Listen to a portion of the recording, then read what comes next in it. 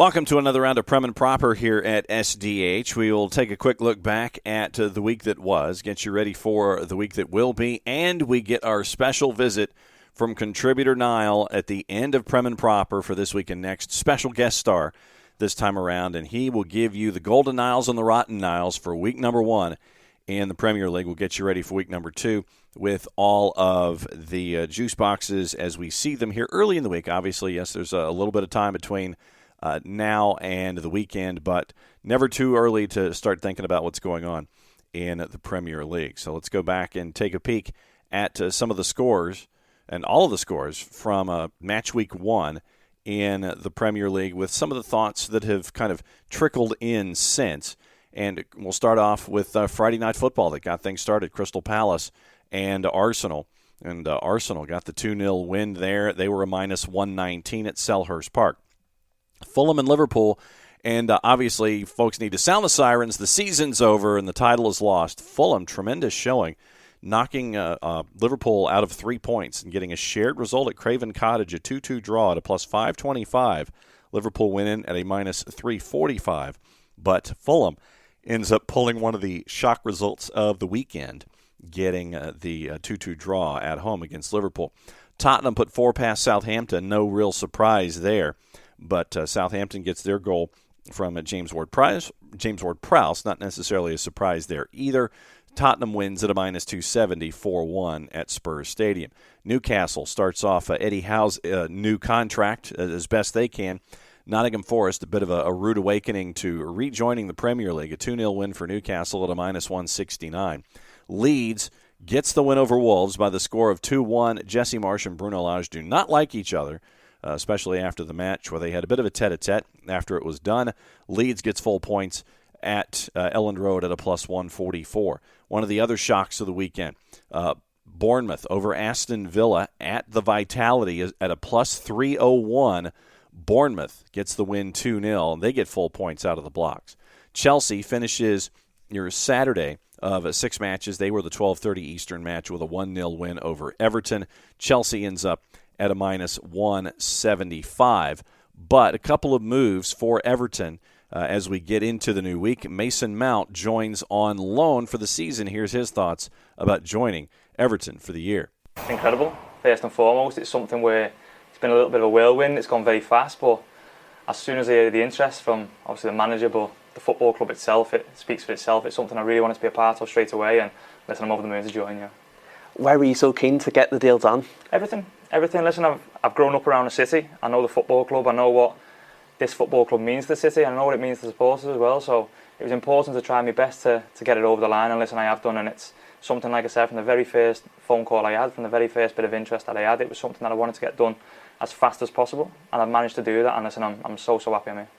You mentioned you're from Merseyside. Your boyhood club is well known, but you're a player who's known for giving absolutely everything for his team. There are many examples of Evertonians playing for Liverpool and the other way around. There's no doubt you'll give 100% in blue. Listen, I've played football for a long time. I understand football. I know what it means to be part of this football club. I told you that I grew up around the city, and it's something that I know how big this football club is. So I'm somebody who was desperate to come. I'll be honest with you, I was desperate to play for this club. I've got family, I've got friends who are massive Evertonians, and it's important that I work as hard as I possibly can to, first of all, help my teammates, to help the football club move forward as much as it possibly can, and then to make people proud, and that's all I'm here to do. So it's an exciting challenge, but one that I wanted to jump at straight away. And you'll know Finch Farm very well, because I gather your son attends coaching sessions here very regularly. Yeah, he does, yeah, and he loves Everton. He loves everything about the football club. He's absolutely over the moon that I've managed to sign with the football club. I've been given this opportunity because I feel rather privileged and rather lucky that I've been given this opportunity by the club, but listen, he was running up and down the back room and I told him that I was managing to sign here. So listen, it's a proud moment for my family, and something where I'll give me all every single day I come in here. The other signing for Everton was Amadou Onana, coming in at £33.5 million, the fifth most expensive signing in the history of Everton. He's going to wear number 8, and here's what it means as that news broke, courtesy of our friends at Sky Sports Premier League. And our breaking story at the top of the hour is that Everton have signed 20-year-old Belgian midfielder Amadou Onana from Lille. It's an undisclosed fee. What we do know is their 5th most expensive signing in Everton's history. A 5-year contract for Onana until the end of June 2027. Remember that it looked like he was set for West Ham, but they couldn't agree personal terms. So Everton came in at that moment, and we understand the fee is £33.5 million. He will wear the number 8, inspired by Kobe Bryant, the same as Frank Lampard. I mentioned that it is the 5th most expensive signing in Everton's history. Well, these are the other 4. Alex Iwobi, who signed from Arsenal for £35 million. Dele Alli, who came in from Spurs for 40. Richarlison, of course, came in from Spurs and now from Watford and now is at Spurs. And Gylfi Sigurdsson for £45 million. It's also the 5th summer signing after James Tarkowski and Dwight McNeil from Burnley. Ruben Vinagre and Conor Cody are both on loan from Wolves. Just a couple of quotes from Amadou Onana saying it feels great to join Everton. I know it's a big club, one of the biggest in England. It's something I want to be part of for many years. The manager was one of the big reasons. He played at the highest level on many things and was a midfielder too. It means a lot to have interest from him, and I think he can teach me many things. And he can play in every position in centre midfield, he says. Holding midfielder, box to box, number 8. Wherever the manager needs me, though, I will play there. And as for Frank Lampard, he himself has said this. Amadou is a player we were really keen to bring to Everton.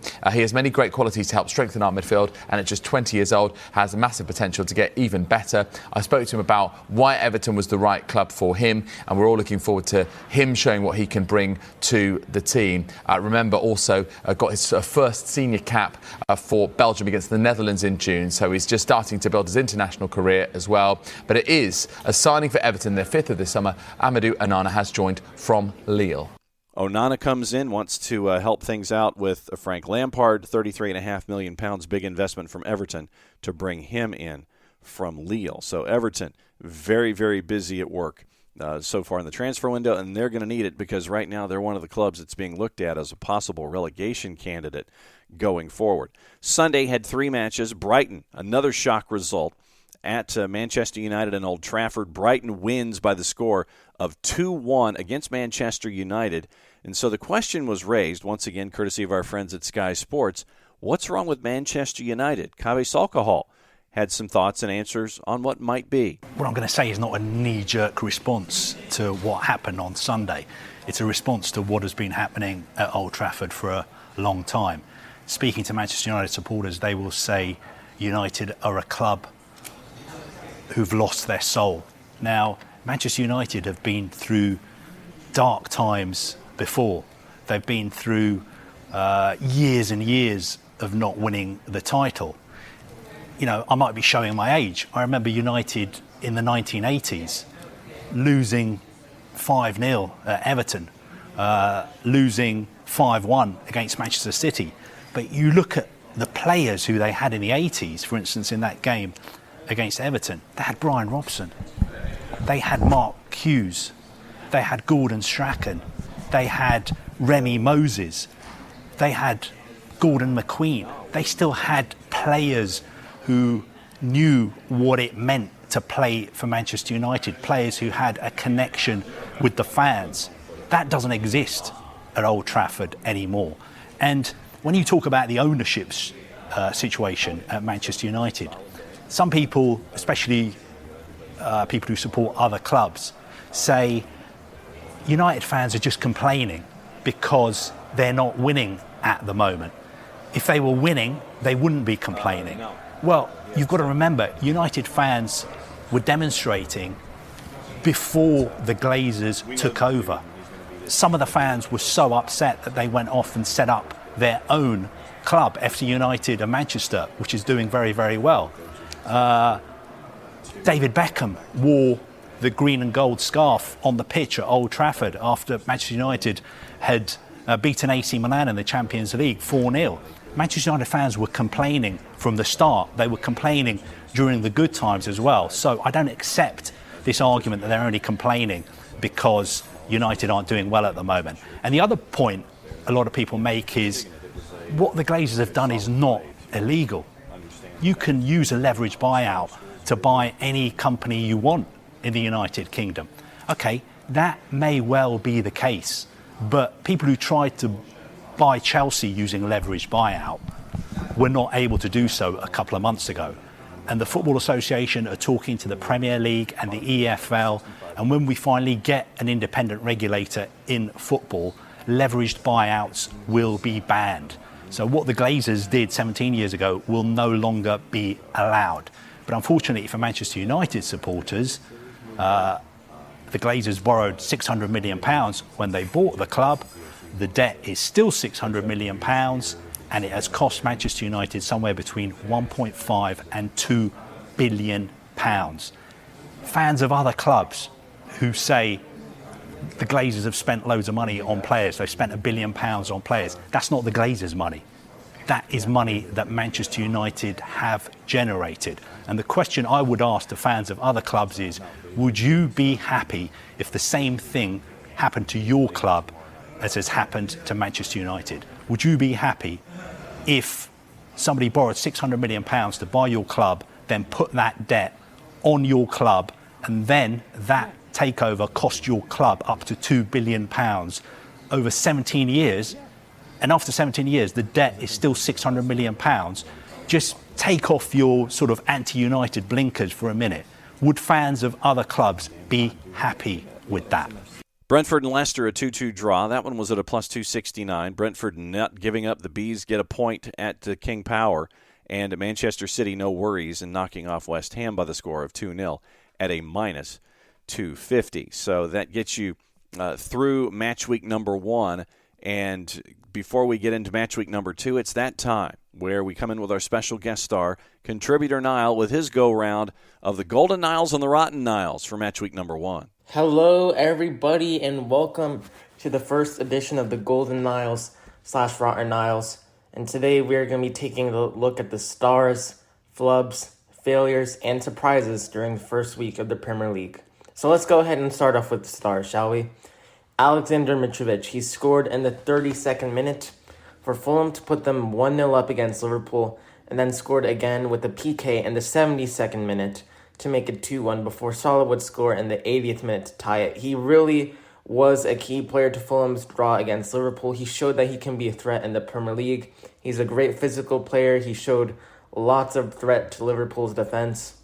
And then, of course, we can't forget to mention Erling Haaland, who scored a brace, 1 goal as a PK, and a 2-0 win at West Ham in his Premier League debut.